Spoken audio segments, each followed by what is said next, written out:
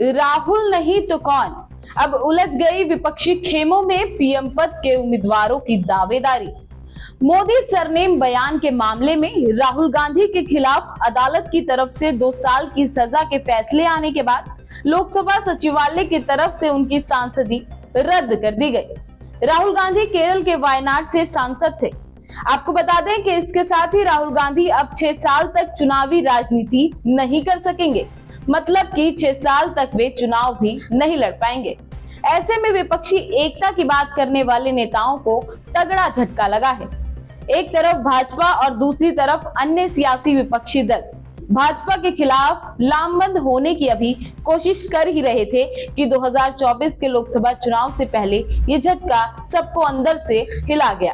दरअसल कांग्रेस की तरफ से अभी तक विपक्षी दलों के साथ गठबंधन को लेकर पत्ता नहीं खोला गया था, पर हाँ, कई मंचों से कांग्रेस के नेता इशारों में राहुल को पीएम पद का उम्मीदवार बताने से नहीं चूक रहे थे और साथ ही विपक्ष के किसी और नेता को पीएम पद के उम्मीदवार के तौर पर मानने से साफ इनकार कर रहे थे।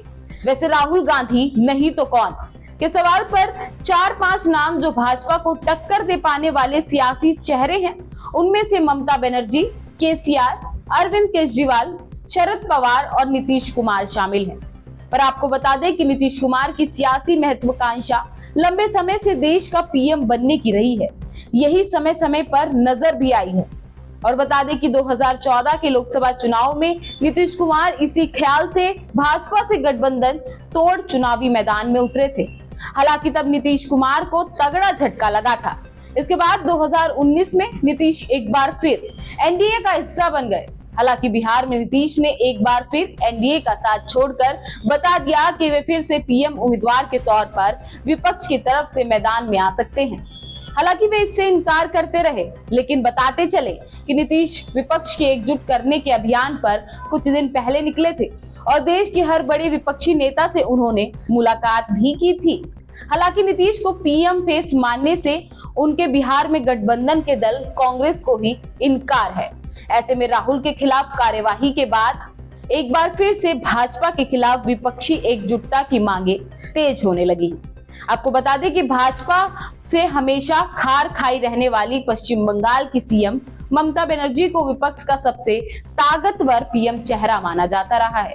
विपक्षी नेता ईडी और सीबीआई की कार्यवाही के खिलाफ भी एकजुट नजर आ रहे हैं, लेकिन 2019 से पहले का वो दिन भी याद है जब सभी सियासी विपक्ष दलों के नेता एक साथ मंच पर पश्चिम बंगाल में नजर भी आए थे और फिर 2019 के चुनाव से पहले सभी दल बिखर गए। कांग्रेस के साथ ममता की अनबन सबको पता है, लेकिन जिस तरह से उन्होंने राहुल के खिलाफ एक्शन के बाद तेज प्रतिक्रिया दी, उससे कई मायने सामने निकल कर आ रहे हैं। सीबीआई और ईडी की कार्यवाही के खिलाफ पीएम मोदी को 9 विपक्षी दलों ने चिट्ठी लिखी, तो वही 16 से ज्यादा विपक्षी दल इस मामले को लेकर सुप्रीम कोर्ट पहुंच गए। हालांकि कांग्रेस से अनबन रखने वाली तृणमूल कांग्रेस इस मुद्दे पर कांग्रेस के साथ दिख रही है।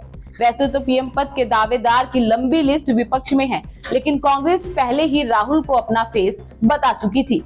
ऐसे में अब जब राहुल के खिलाफ एक्शन हो गया, तो एक बार फिर से सभी विपक्षी चेहरे जो पीएम पद का दावेदार खुद को मानते हैं, एक्शन मोड में आ गए हैं। कांग्रेस के बाद विपक्षी एकता की कोशिश सबसे पहले ममता बनर्जी, केसीआर और नीतीश कुमार ने शुरू की थी। हालांकि केसीआर और नीतीश कुमार से ज्यादा बड़ा चेहरा विपक्ष के लिए पीएम पद के उम्मीदवार के तौर पर माने तो ममता का है। ममता के खिलाफ ना तो शरद पवार हैं, ना ही शिवसेना, ना तो केजरीवाल और ना ही नीतीश कुमार। अखिलेश यादव तो पहले ही ममता से मिल चुके हैं। अब राहुल पीएम पद के उम्मीदवार नहीं रह गए, तो ऐसे में कांग्रेस को भी साथ लाने में ज्यादा दिक्कत नहीं होगी। आप क्या सोचते हैं इस मुद्दे पर? कमेंट करके जरूर बताएं और हमारे चैनल को लाइक करें, शेयर करें और सब्सक्राइब भी करें।